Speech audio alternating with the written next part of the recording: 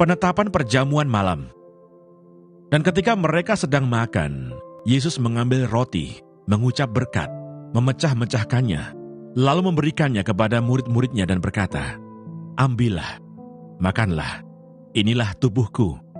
Sesudah itu ia mengambil cawan, mengucap syukur, lalu memberikannya kepada mereka dan berkata, "Minumlah, kamu semua dari cawan ini.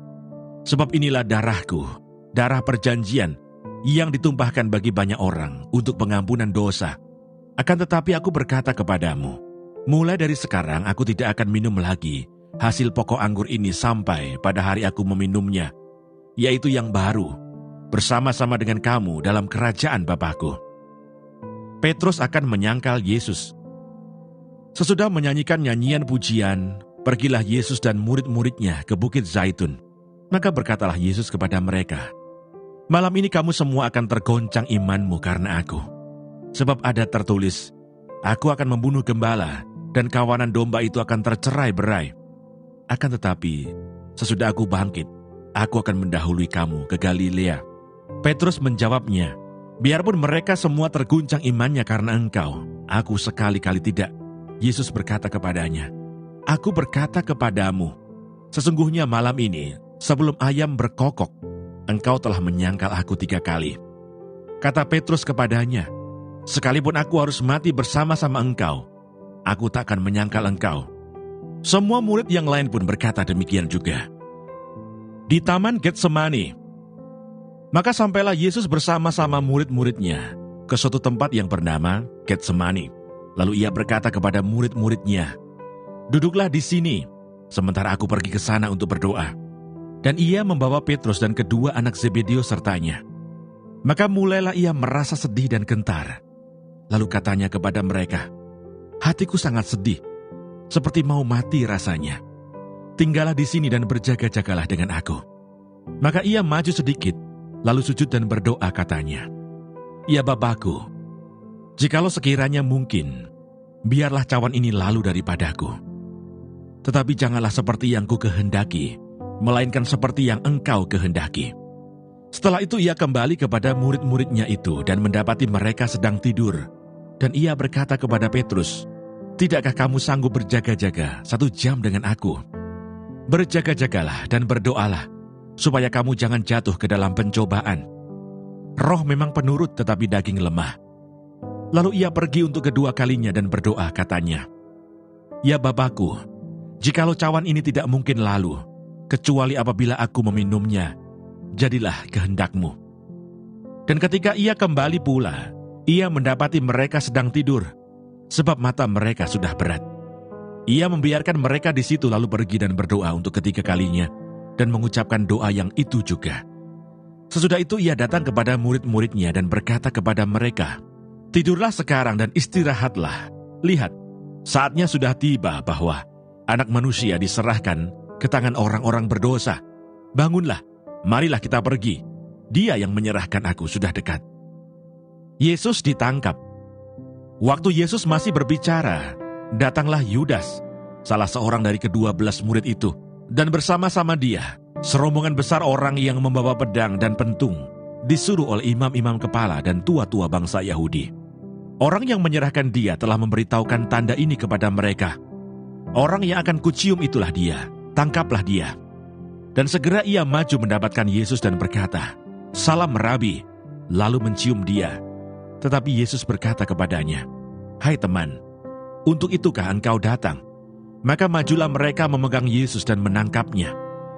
Tetapi seorang dari mereka yang menyertai Yesus mengulurkan tangannya, menghunus pedangnya, dan menetakkannya kepada hamba imam besar, sehingga putus telinganya.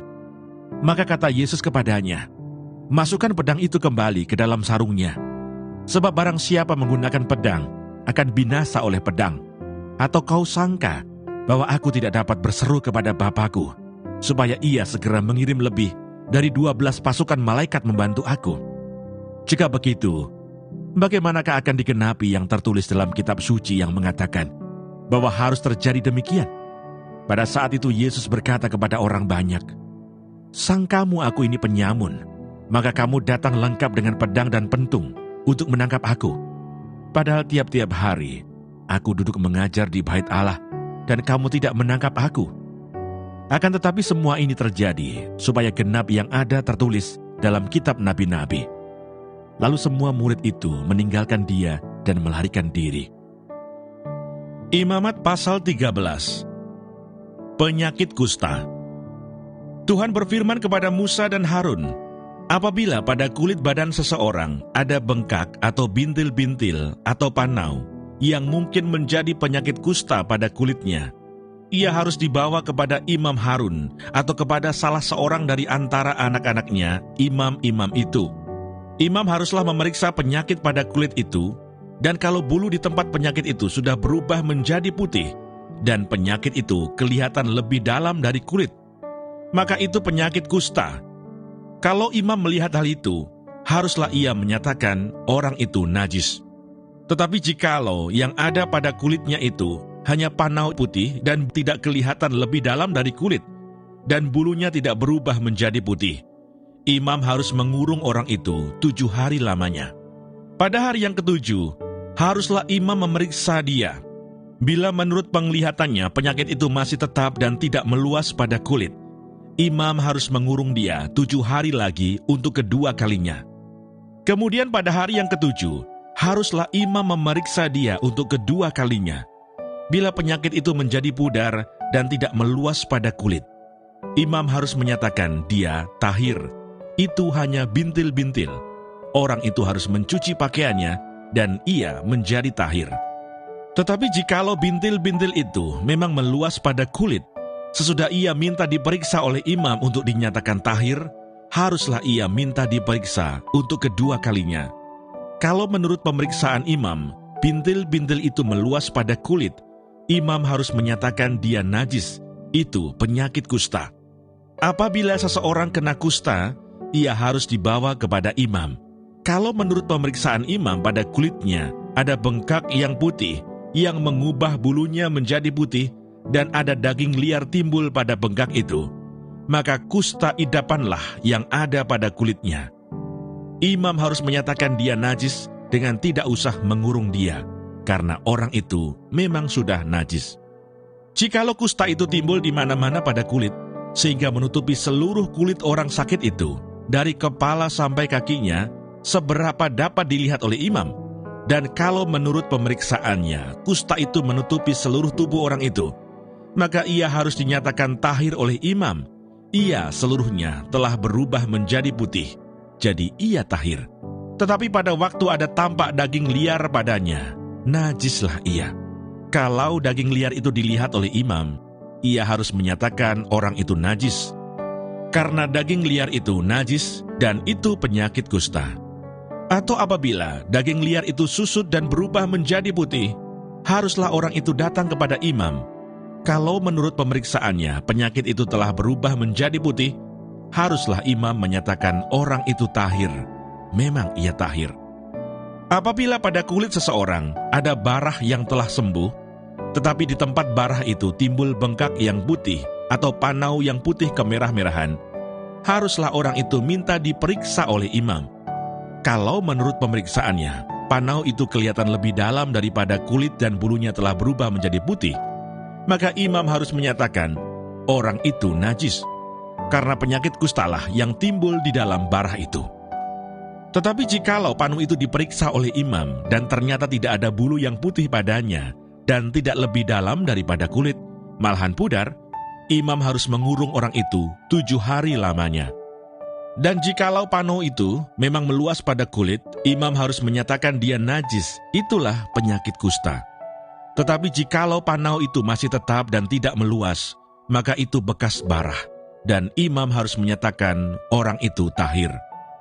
Atau apabila pada kulit seseorang ada lecur karena api, dan daging liar yang timbul pada lecur itu menjadi panau yang putih kemerah-merahan atau putih, maka imam harus memeriksa panau itu. Bila ternyata bulu pada panau itu berubah menjadi putih, dan panau itu kelihatan lebih dalam dari kulit, maka yang timbul di dalam lecur itu adalah penyakit kusta, dan imam harus menyatakan orang itu najis. Itu penyakit kusta. Tetapi jikalau menurut pemeriksaannya tidak ada pada panau itu bulu yang putih dan panau itu tidak lebih dalam daripada kulit, malahan pudar, imam harus mengurung orang itu 7 hari lamanya. Pada hari yang ke-7, imam harus memeriksa lagi dia. Jikalau panau itu memang meluas pada kulit, maka haruslah imam menyatakan dia najis. Itu penyakit kusta. Tetapi jikalau panau itu masih tetap dan tidak meluas pada kulit, malahan pudar, maka itu bengkak lecur, dan imam harus menyatakan dia tahir, sebab itu bekas lecur. Apabila seorang laki-laki atau perempuan mendapat penyakit pada kepala atau pada janggut, imam harus memeriksa penyakit itu. Bila itu kelihatan lebih dalam dari kulit, dan ada padanya rambut halus yang kuning, maka imam harus menyatakan orang itu najis, karena itu kudis kepala, yakni kusta kepala atau kusta janggut. Dan apabila menurut pemeriksaannya penyakit kudis itu tidak kelihatan lebih dalam dari kulit dan tidak ada padanya rambut yang hitam, maka imam harus mengurung orang yang kena penyakit kudis itu 7 hari lamanya. Pada hari yang ke-7, imam harus memeriksa penyakit itu. Bila ternyata kudis itu tidak meluas dan tidak ada rambut yang kuning padanya, dan kudis itu tidak kelihatan lebih dalam dari kulit, maka orang itu harus bercukur. Hanya tempat kudis itu tidak boleh dicukurnya. Lalu imam harus mengurung orang yang kena kudis itu untuk kedua kalinya 7 hari lagi. Kemudian pada hari yang ke-7, imam harus memeriksa lagi kudis itu. Bila ternyata kudis itu tidak meluas pada kulit dan tidak kelihatan lebih dalam dari kulit, maka imam harus menyatakan orang itu tahir, dan ia harus mencuci pakaiannya, dan ia menjadi tahir. Tetapi jikalau kudis itu memang meluas pada kulit sesudah ia dinyatakan tahir, dan menurut pemeriksaan imam kudis itu meluas pada kulit, maka imam tidak usah lagi mencari rambut yang kuning. Memang orang itu najis. Tetapi jikalau menurut penglihatan imam, kudis itu masih tetap dan ada rambut hitam tumbuh pada kudis itu, maka kudis itu sudah sembuh, dan orang itu tahir, dan imam harus menyatakan dia tahir.